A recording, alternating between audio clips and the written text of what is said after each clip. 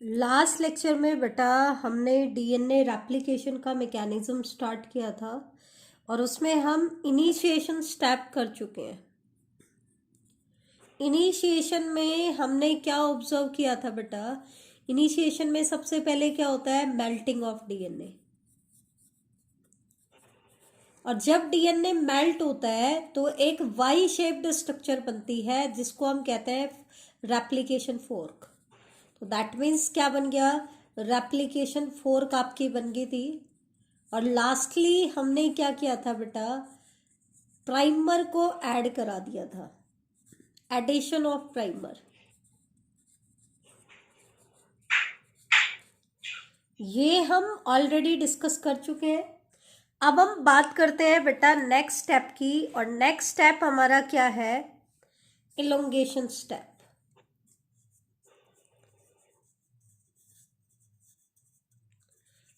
ठीक है, ये बहुत इंपॉर्टेंट है। ये फेज कई बार एग्जाम्स में आता है। इलोंगेशन जो फेज होता है इसको हम फर्दर 3 स्टेप्स में डिवाइड करते हैं। कितने स्टेप्स में डिवाइड करते हैं? 3 स्टेप्स में। सबसे पहला स्टेप इसमें होता है पॉलीमराइजेशन। यही मेन स्टेप है जो एनसीईआरटी ने दिया है। इसके बाद सेकंड स्टेप इसमें आता है, पॉलीमराइजेशन होने के बाद हमें प्राइमर को रिमूव करना है। Primer are removed and gap is filled. और प्राइमर के रिमूवल से जो गैप बना है उसको हमें क्या करना है? फिल्ड करना है। और तीसरा स्टेप आता है, क्योंकि एक स्ट्रैंड पे कॉन्टिन्यूस सिंथेसिस होगी, एक पे डिसकंटिन्यूस, तो डीएनए फ्रेगमेंट्स जिस स्ट्रैंड पे बने हैं हमें क्या करना है? लाइगेज की हेल्प से उन डीएनए फ्रेगमेंट्स को ज्वाइंट करना है। ज्वाइंट किसकी हेल्प से? By the DNA ligase. तो इसका जो इलोंगेशन स्टेप है वो 3 पार्ट्स में डिवाइडेड है बेटा। पॉलीमराइजेशन करेंगे, ये इसका सबसे इंपॉर्टेंट पार्ट है मैकेनिज्म का। दूसरा स्टेप होता है प्राइमर को रिमूव करना है और उसके रिमूवल से जो गैप बना है उसको फिल करना है। तीसरा, जिस स्ट्रैंड पे डिसकंटिन्यूअस सिंथेसिस हो रही है उस स्ट्रैंड को हमें ज्वाइन करना है लाइगेज की हेल्प से। ठीक है, पॉलीमराइजेशन मेन स्टेप है। कम से कम 4 से 5 बार ये बोर्ड एग्जाम में क्वेश्चन में आ चुका है, क्योंकि एनसीईआरटी इलोंगेशन में सिर्फ पॉलीमराइजेशन स्टेप बना रही है, लेकिन डिटेल के साथ इसे हमें कनेक्ट करना है तो हमें इसको डिटेल में पढ़ना पड़ेगा। ठीक है, तो देखो पहले एनसीईआरटी के अकॉर्डिंग देख लेते हैं, फिर डिटेल में देखेंगे। पॉलीमराइजेशन स्टेप को अगर हम लें तो एक चीज हमेशा ध्यान रखना कि जो डीएनए स्ट्रैंड होता है जब वो पॉलीमराइज करेगा तो डीएनए स्ट्रैंड का जो पॉलीमराइजेशन होता है वो हमेशा एक ही डायरेक्शन में होगा, और वो डायरेक्शन क्या है? 5 प्राइम टू 3 प्राइम। और ये एबिलिटी किसकी थी? डीएनए पॉलीमरेज की। कि डीएनए पॉलीमरेज जो एंजाइम हम यूज कर रहे हैं रेप्लिकेशन के केस में, वो पॉलीमराइजेशन सिर्फ एक ही डायरेक्शन में कर सकता है बेटा, और वो डायरेक्शन कौन सी है? 5 प्राइम टू 3 प्राइम। लेकिन इसकी इस एबिलिटी की वजह से एक कॉम्प्लिकेशन आ जाती है, और वो कॉम्प्लिकेशन क्या आती है कि डीएनए के 2 टेम्पलेट हमारे पास हैं, लेकिन उनमें से एक टेम्पलेट पे तो कॉन्टिन्यूअस सिंथेसिस होगी और दूसरी टेम्पलेट पे डिसकंटिन्यूअस सिंथेसिस होगी। एक टेम्पलेट पे कैसे सिंथेसिस होगी? कॉन्टिन्यूअस। और दूसरी टेम्पलेट पे कैसे सिंथेसिस होगी? डिसकंटिन्यूअस। अब हमें ये देखना है कि डीएनए के हमारे पास 2 स्ट्रैंड है, एक की पोलैरिटी है 3 प्राइम टू 5 प्राइम और दूसरे की पोलैरिटी है 5 प्राइम टू 3 प्राइम। तो इन दोनों में से किस स्ट्रैंड के ऊपर कॉन्टिन्यूअस सिंथेसिस होगा और किसके ऊपर डिसकंटिन्यूअस होगा? तो ये से ध्यान रखना, कॉन्टिन्यूअस सिंथेसिस उस स्ट्रैंड पे होगा जिसकी पोलैरिटी है 3 प्राइम टू 5 प्राइम। लेकिन ध्यान रहे पोलैरिटी हमें किस एंड से लेनी है? जिस एंड पे रेप्लिकेशन फोर्क बनती है। और जिस स्ट्रैंड पे डिसकंटिन्यूअस सिंथेसिस होती है उसके टेम्पलेट की पोलैरिटी क्या है, 5 प्राइम टू 3 प्राइम। तो जिसकी टेम्पलेट की पोलैरिटी 3 प्राइम टू 5 प्राइम है उसके ऊपर कॉन्टिन्यूअस सिंथेसिस होती है, और जिसकी पोलैरिटी 5 प्राइम टू 3 प्राइम है उसके ऊपर डिसकंटिन्यूअस सिंथेसिस होती है। अब क्वेश्चन क्या आता है कि जिसकी पोलैरिटी 3 प्राइम टू 5 प्राइम है उसके ऊपर कॉन्टिन्यूअस सिंथेसिस क्यों होती है, क्योंकि because 3 prime end of new strand is always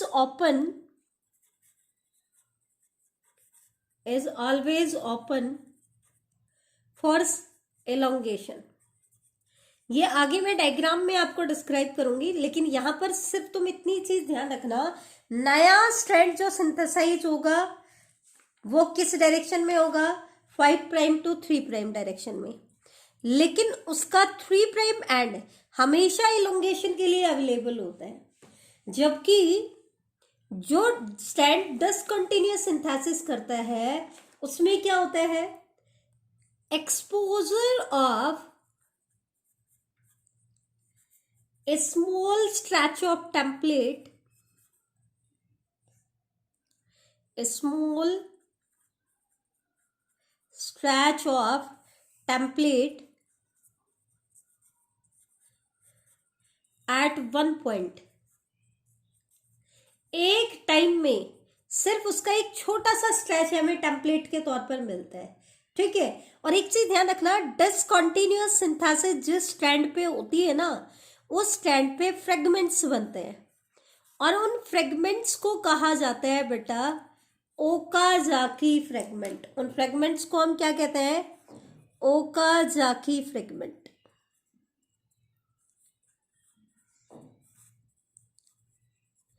इसका और इसका कारण क्या है, क्योंकि इसको तो हमेशा इसका जो 3 प्राइम एंड होता है वो इलोंगेशन के लिए अवेलेबल होता है, तो सिंपली नए न्यूक्लियोटाइड को 3 प्राइम OH ग्रुप पे ऐड कर देंगे, लेकिन इसके केस में टेम्पलेट एक टाइम में एक छोटी सी टेम्पलेट ही अवेलेबल होती है, पूरा टेम्पलेट एक साथ अवेलेबल नहीं होता है। उसका कारण क्या है वो भी मैं आपको आगे बताऊंगी।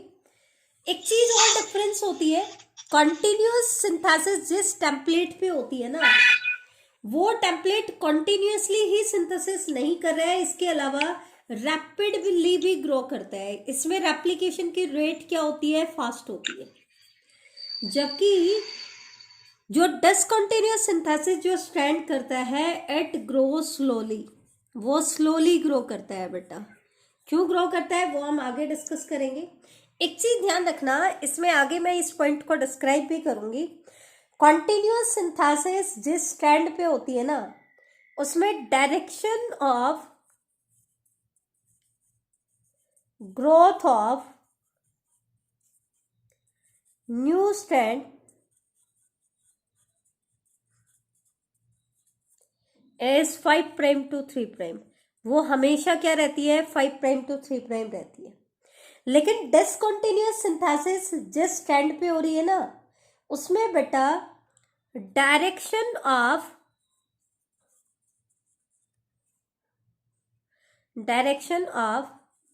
ग्रोथ ऑफ लैगिंग स्ट्रैंड,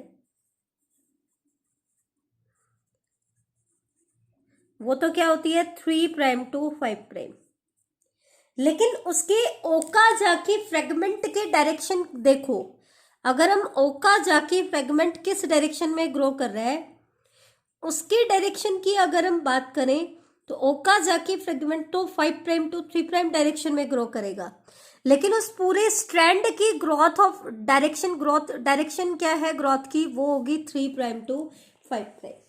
कैसे, ये मैं आपको डायग्राम में दिखाती हूँ, ध्यान से देखना। एलोंगेशन का मैं एनसीईआरटी का डायग्राम बना रही हूँ। एनसीईआरटी ने ये डायग्राम दिया है,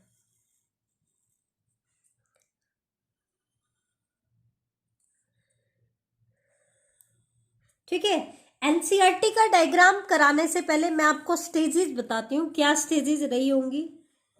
सबसे पहले इस डीएनए का एक छोटा सा पार्ट ओपन हुआ, ठीक है, ध्यान से समझने की कोशिश करना। इस स्ट्रैंड की पोलैरिटी है 3 प्राइम टू 5 प्राइम, इस स्ट्रैंड की पोलैरिटी है 5 प्राइम टू 3 प्राइम। अब जो ये वाला पार्ट दिखा है ये डबल स्ट्रैंडेड है, ये ओपन नहीं हुआ है, मतलब ये टेम्पलेट का काम नहीं कर रहा है। टेम्पलेट का काम सिर्फ कौन कर रहा है, ये वाला पार्ट, ठीक है। तो आप देखो इनिशिएशन में क्या हुआ, प्राइमर अटैच हो गया। प्राइमर कहाँ अटैच होगा, ये आपको पता ही है। प्राइमर कहाँ अटैच होगा, टेम्पलेट के 3 प्राइम एंड पे। तो यहाँ पे तो प्राइमर यहाँ अटैच हुआ, और इसमें प्राइमर कहाँ अटैच हुआ, यहाँ पे अटैच हुआ। क्यों, क्योंकि प्राइमर हमेशा टेम्पलेट के 3 प्राइम एंड पे अटैच होता है, ठीक है। प्राइमर हमेशा कहाँ अटैच होता है, टेम्पलेट के 3 प्राइम एंड पे। तो अब टेम्पलेट का काम सिर्फ इतना डीएनए स्ट्रैंड कर रहा है, पूरा नहीं कर रहा है, क्योंकि आगे डबल स्ट्रैंडेड है। तो इस स्ट्रैंड का 5 प्राइम एंड इधर है, तो इधर क्या होगा, 3 प्राइम एंड। इस एंड को हम बोलते हैं फोर्क एंड, और ये होता है ओपन एंड। तो इसमें तो जिसकी पोलैरिटी देखो, जिस स्ट्रैंड की पोलैरिटी 5 प्राइम टू 3 प्राइम है, उसमें तो प्राइमर ऐड हुआ फोर्क एंड पे, और जिसकी पोलैरिटी 3 प्राइम टू 5 प्राइम है, उसमें प्राइमर ऐड हुआ फ्री एंड पे। अब आपने प्राइमर जहां पढ़ा है, जहां पे ऐड किया है, वो नए स्ट्रैंड का 5 प्राइम एंड हो गया। नए स्ट्रैंड का क्या हो गया, 5 प्राइम एंड। अब नया स्ट्रैंड पॉलीमराइजेशन करेगा तो हमेशा किस डायरेक्शन में करेगा, 5 प्राइम टू 3 प्राइम। तो इसने इस डायरेक्शन में ग्रोथ की, और ये किस डायरेक्शन में करेगा, इस डायरेक्शन में, ठीक है। अभी क्योंकि सिर्फ इतना स्ट्रैंड ओपन हुआ था, तो इतने ही स्ट्रैंड में रेप्लिकेशन हुआ। लेकिन जब तक इस स्ट्रैंड की रेप्लिकेशन यहां तक पहुंचती है, तब तक आगे का स्ट्रैंड ओपन हो जाते हैं। तो डायग्राम कैसा बन जाएगा, ध्यान से देखना। अब हमारा डायग्राम ऐसा बन गया है,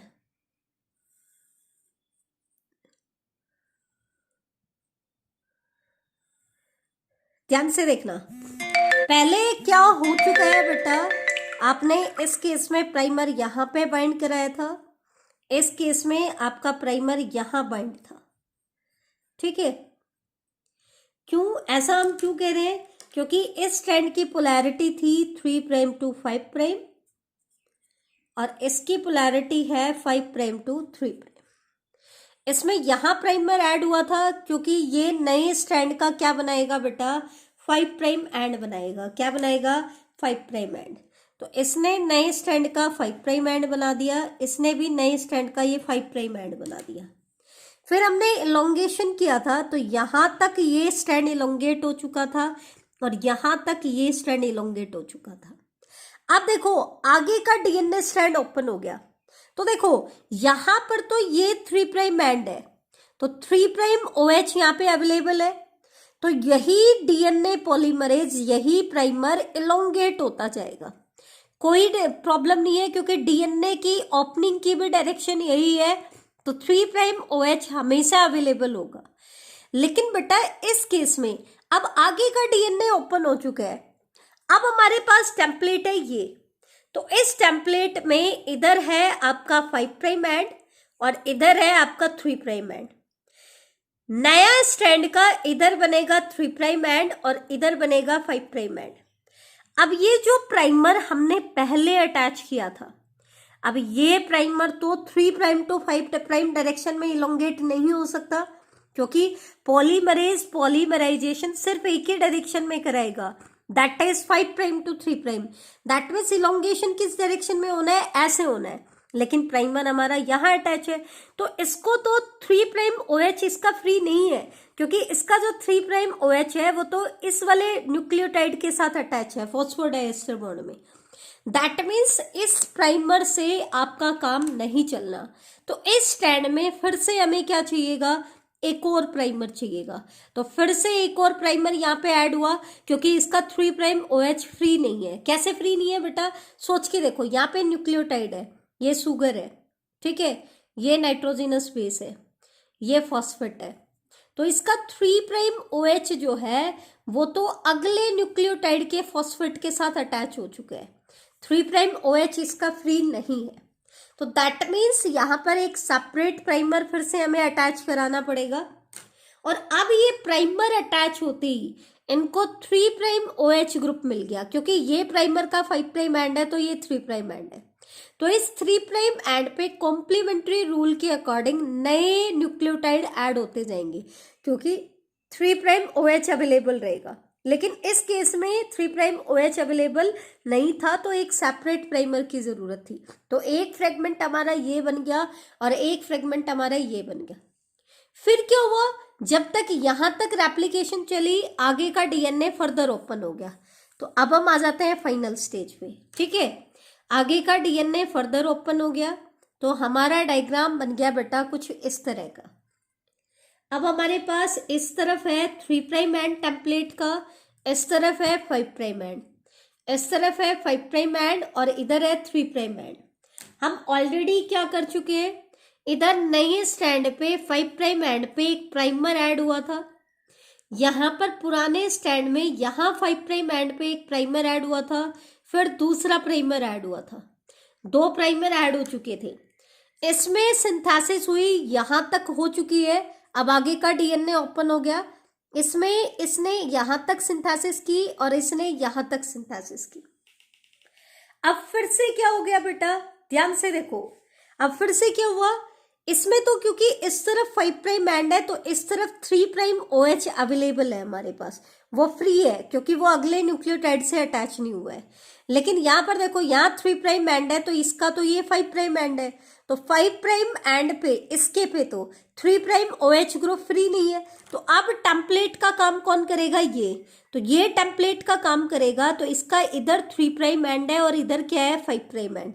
तो प्राइमर कहाँ ऐड होना है, टेम्पलेट के 3 प्राइम एंड पे। तो हमें फिर से एक नए प्राइमर की जरूरत पड़ेगी यहाँ पे।